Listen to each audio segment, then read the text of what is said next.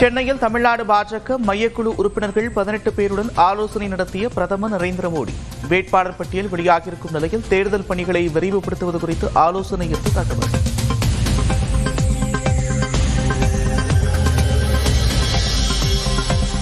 பலவீனமான பிரதமர் என்பதை நரேந்திர மோடி ஏற்பாரா என்று முதலமைச்சர் மு க ஸ்டாலின் கேள்வி. இலங்கை கடற்படையால் தமிழக மீனவர்கள் கைது செய்யப்படுவதை சுட்டிக்காட்டி நாகர்கோவில் பரப்புரையில் உரை. காங்கிரஸ் ஆட்சி காலத்தில் பிரதமர் மோடி என்ன சொன்னார்? மன்மோகன் சிங் என்ற பலவீனமான பிரதமர் ஆளுகிற காரணத்தால் தான் நம் மீனவர்கள் மீது தாக்குதல் நடக்குது, பலமான பிரதமராக நான் வந்தால் நடக்காது அப்படின்னு பேசினார். இப்போ நடக்குதா நடக்கலையா? நடந்துகிட்டு இருக்கு. இப்போதான் ஒரு பலவீனமான பிரதமர் என்பதை மாண்புமிகு மோடி அவர்கள் ஏற்றுக்குவாரா ஏற்றுக்க மாட்டாரா? FCRA சட்டம் ஒரு மதத்திற்கு மட்டுமின்றி மத சுதந்திரத்திற்கே எதிரானது என்று முதலமைச்சர் மு க ஸ்டாலின் கருத்து. சிறுபான்மையினரின் அமைப்புகளின் பள்ளி மருத்துவமனைகளை பறிக்கும் வகையில் பிரதமர் சட்டம் கொண்டு வருவதாக விமர்சனம்.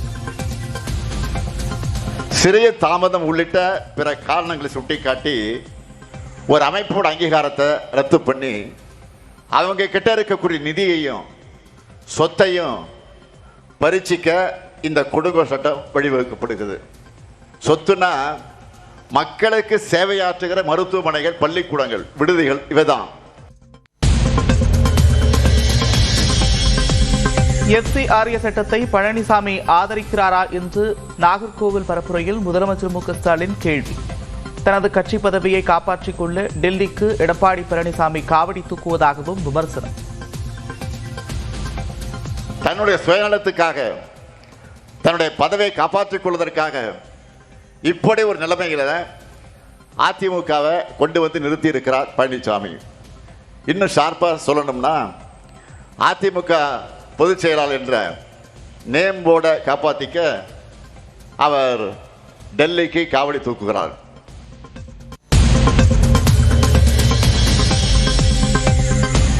அதிமுக ஆட்சியில் சிறுபான்மையினரை கண்ணின் இமை போன்று காத்தோம். திமுக குற்றச்சாட்டுக்கு ஆம்பூர் பரப்புரையில் அதிமுக பொதுச் செயலாளர் எடப்பாடி பழனிசாமி பதில். அதிமுக ஆட்சி இருக்கின்ற வரை சிறுபான்மை மக்களை கண்ணை இமை காப்பது போல காத்தோம். என்ன நாங்க பாரதிய ஜனதாவோட கூட்டணி வச்சுட்டா அதனால நாங்க இஸ்லாமியர்களை பாதுகாக்க மாட்டோம்? எவ்வளவு பொய்! சிந்திச்சு பாருங்க. கூட்டணி என்பது வேறு, கொள்கை என்பது வேறு. தோல்வி பயத்தில் எடப்பாடி பழனிசாமி தரம் தாழ்ந்து பேசுவதாக முதலமைச்சர் மு க ஸ்டாலின் விமர்சனம். திமுக மற்றும் கூட்டணி கட்சிகளுக்கு சிறப்பான வரவேற்பு இருப்பதாகவும் நாகர்கோவிலில் பேட்டி. எதிர்கட்சிகள் வந்து ஜெயிக்க மாட்டாங்க, அதனாலதான் தரக்குறைவா பழனிசாமி பேச ஆரம்பிச்சிருக்காரு. அதனாலதான் அதிமுக என்ற போர்வையில் தமிழ்நாட்டிற்குள் பாஜக நுழைய முயல்வதாக துணை முதலமைச்சர் உதயநிதி ஸ்டாலின் சாடல். 10 தோல்வி பழனிசாமி, இனி மொத்த தோல்வி பழனிசாமி என்று சிவகங்கை பரப்புரையில் விமர்சனம். எடப்பாடி பழனிசாமி அவர்களுக்கு பல தோல்வி கொடுத்திருக்கிறோம், 10 தோல்வி கொடுத்திருக்கிறோம். இந்த தேர்தலோட 10 தோல்வி பழனிசாமிய மொத்த தோல்வி பழனிசாமி ஆக்கி வீட்டுக்கு அனுப்ப வேண்டிய நேரம் இந்த சட்டமன்ற தேர்தல். புதுச்சேரியில் இன்று மாலை 4 மணிக்கு பரப்புரை மேற்கொள்ளும் காங்கிரஸ் தலைவர் மல்லிகார்ஜுன கார்கே. வரும் 6ஆம் தேதி புதுச்சேரியில் பரப்புரை மேற்கொள்ள ராகுல் காந்தி திட்டம்.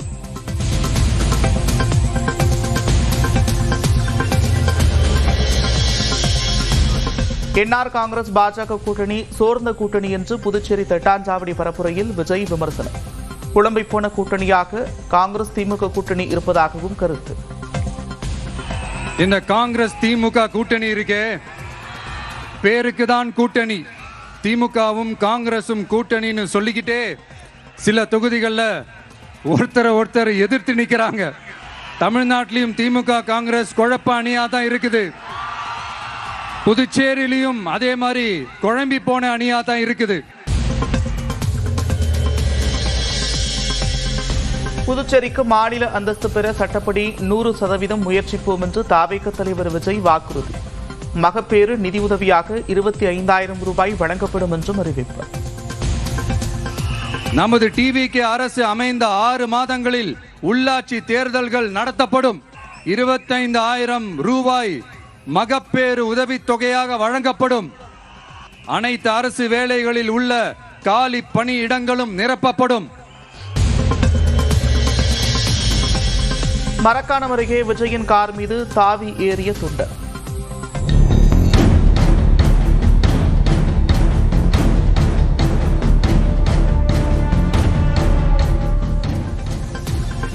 புதுச்சேரியில் ரோட் ஷோ சென்றபோது வேன் மீது மற்றொரு தொண்டர் ஏறியதால் பவுன்சர்கள் அதிர்ச்சி.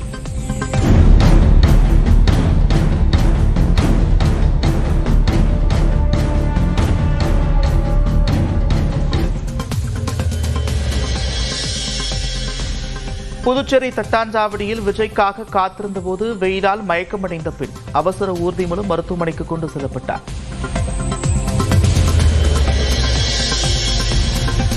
திருச்சி திருவெரும்பூர் சட்டமன்ற தொகுதியில் 3வது முறையாக வேட்புமனு தாக்கல் செய்த அமைச்சர் அன்பில் மகேஷ்.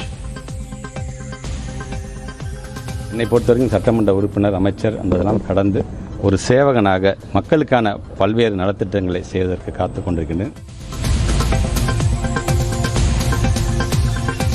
மன்னார்குடியில் 1000க்கும் மேற்பட்ட தொண்டர்களுடன் ஊர்வலமாக சென்ற அமைச்சர் TRB ராஜா வேட்புமனு தாக்கல்.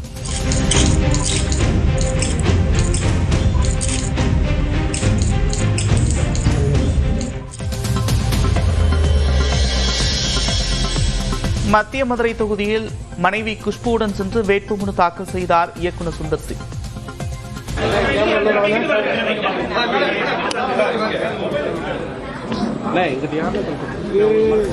இனி மதுரைதான் தனது ஊர் என்றும் உறுதி. பூர்வீகம் பழனி, அம்மாவோட பூர்வீகம் திருச்சி. நான் பிறந்தது அப்பா கவர்மெண்ட் சர்வெண்டா இருந்தாலும் நான் பிறந்தது ஈரோடு, நான் வளர்ந்தது கோயம்புத்தூர், நான் பொழப்பு நடத்தினது சென்னை, இப்ப வந்திருக்கிறது மதுரை. நான் என்னோட சொந்த ஊர்ல எது சொல்லுவீங்க? தமிழ்நாடு தான் என் ஊர். தமிழ்நாடு தான் மதுரை இருக்கு. ஸோ மதுரையும் என்னோட ஊர். இனிமேல் மதுரை தான் என் ஊர்.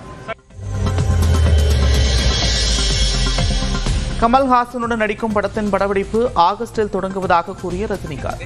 தேர்தலில் பிரச்சாரம் செய்வீர்களா என்ற கேள்விக்கு நோ கமெண்ட்ஸ் என்று பதில். தேர்தல் பிரச்சாரத்துக்கு நீங்க போற வாய்ப்பு இருக்காது.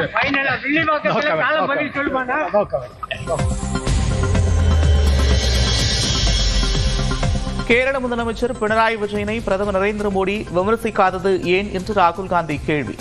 சபரிமலை தங்கம் திருட்டு தொடர்பாக ஒரு வார்த்தை கூட பேசவில்லை என்று ஆலப்புழா பரப்புரையில் விமர்சனம்.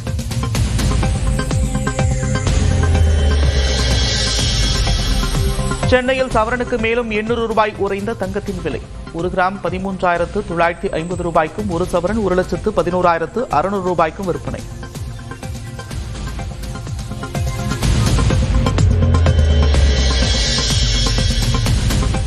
ஒட்டன்சத்திரம் அருகே அருவியில் மூழ்கி 4 இளைஞர்களில் 3 பேர் சடலமாக மீட்பு. உயிரிழப்பதற்கு முன்பு மகிழ்ச்சியுடன் அருவிக்கு சென்ற வீடியோவை கண்டு உறவினர்கள் சோகம். மச்சான் என்ன கண்டுக்காதீங்க, அப்படி போங்க, அப்படி பேசுங்க.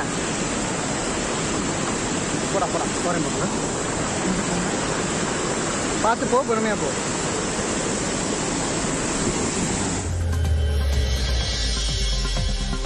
தூத்துக்குடி கடற்கரையில் நிறுத்தப்பட்டிருந்த 2 இலங்கை விசைப்படகுகளை பற்றிய தீ. இந்திய கடல் எல்லைக்குள் அத்துமீறி நுழைந்ததாக பறிமுதல் செய்யப்பட்ட 2 படகுகளும் சேதம்.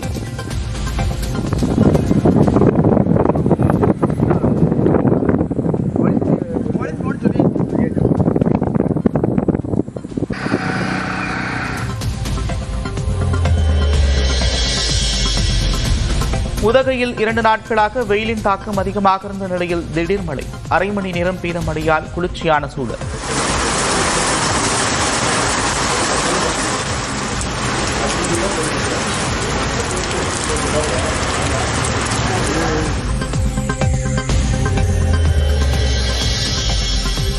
சென்னை கடற்கரை தாம்பரம் செங்கல்பட்டு இடையிலான புறநகர் ரயில் சேவைகள் அடுத்த 5 நாட்களுக்கு குறைக்கப்படுகிறது.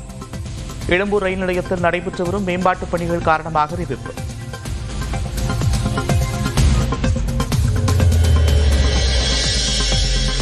கோவை மாவட்டம் வெள்ளையங்கிரி மலையேறிய கல்லூரி மாணவர் மாரடைப்பால் உயிரிழப்பு. உடனடியாக மருத்துவ உதவி கிடைக்கவில்லை என்று குற்றச்சாட்டு.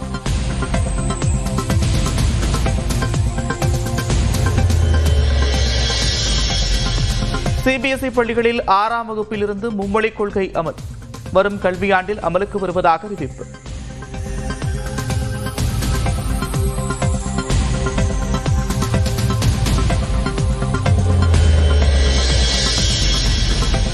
சிபிஎஸ்இ 6ஆம் வகுப்பில் மும்மொழி கொள்கை என்பதை அதிமுக கூட்டணி கட்சிகளும் ஏற்கிறார்களா என்று முதலமைச்சர் மு க ஸ்டாலின் கேள்வி. தென் மாநில மாணவர்களை பொறுத்தவரை இது கட்டாய இந்தி திணிப்பு என்பதை தவிர வேறெதுவும் இல்லை என்றும் எக்ஸ்தலத்தில் பதிவு.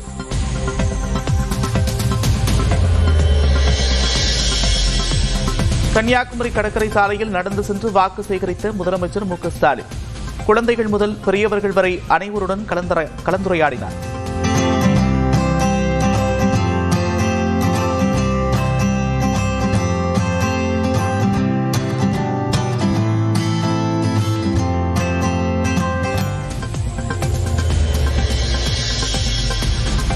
தேர்தல் நடக்கும்போது நாடாளுமன்ற சிறப்பு கூட்டம் நடத்துவது மோசடி என்று முன்னாள் மத்திய அமைச்சர் ப. சிதம்பரம் கண்டனர்.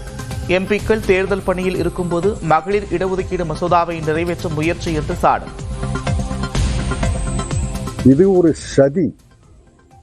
67 மக்களவை உறுப்பினர்கள் அந்த சபைக்கு மக்களவை கூட்டத்துக்கு வரக்கூடாது என்பதற்காக ஏப்ரல் 16, 17, 18 என்ற நாள் குறித்திருக்கிறார்கள்.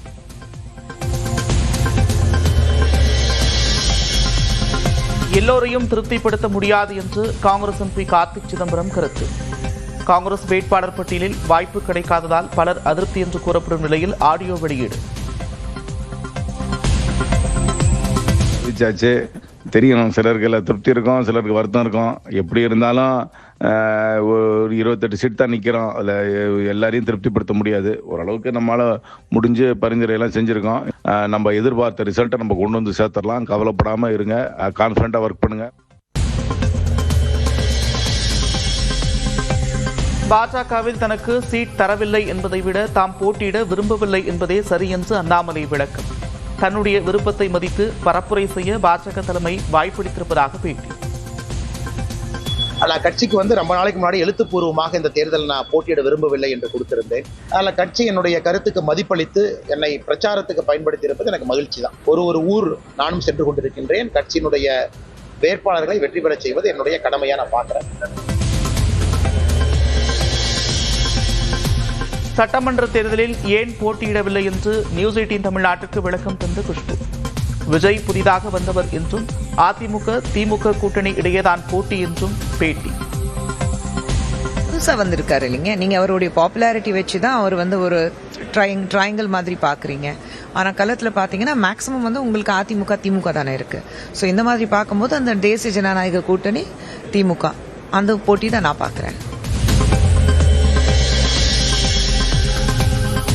விஜயகாந்தை போல விஜய் தேர்தலில் தாக்கத்தை ஏற்படுத்துவார் என்று டிடிவி தினகரன் கருத்து. தாவேகாவால் ஆளுங்கட்சிக்கே பாதிப்பு என்று மதுரையில் நியூஸ் 18 தமிழ்நாட்டுக்கு பேட்டி. தாவேகாவின் வரவு என்பது திமுக கூட்டணியின் வாக்கு வங்கியை மிகவும் பாதித்து அது தேசிய ஜனநாயக கூட்டணிக்கு உதவிகரமாக இருக்கும் என்பதுதான் எங்களது கருத்து.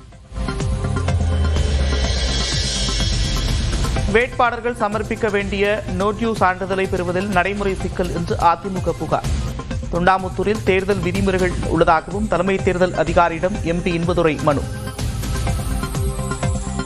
தொண்டாமுத்தூர் தொகுதியில் போட்டியிடுற திமுக வேட்பாளர் என்எஸ் கார்த்திகேயன் நினைக்கிறவருக்கு என்ஆர் கார்த்திகேயன் எஸ்பி வேலுமணியை குறித்து அவர் பொள்ளாச்சி குற்றவாளிகளை பாதுகாத்தாருன்னு ஒரு பொய்யான புரட்டான ஒரு தகவலை பரப்பியிருக்காங்க. அவருக்கா உங்கள் ஓட்டுன்னு இவர் பேர்லேயே ஐடிவிங்கே பரப்பியிருக்கு. இது ஈசி கைட்லைன்ஸ்க்கு எதிரானது. சினிமா வசனம் பேச இது அரட்டை அரங்கம் அல்ல என்று விஜயை விமர்சித்த இயக்குநர் சேரன். அண்மையில் சீமானுக்கு ஆதரவாக பதிவிட்ட நிலையில் திரைக்கவர்ச்சியை வைத்து அரசியல் செய்ய வேண்டாம் என்று சாடு.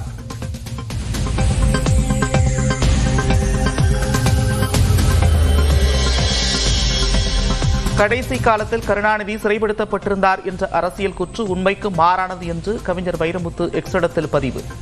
தந்தையை பிள்ளை போல பாதுகாத்தார் ஸ்டாலின் என்றும் உருக்கம்.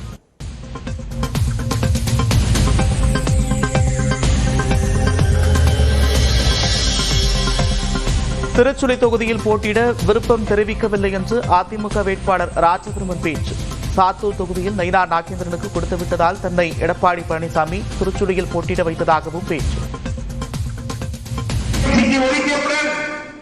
நான் அங்கே 7 தொகுதியில் வேலை வாய்ப்பு தயாராகிவிட்டேன்.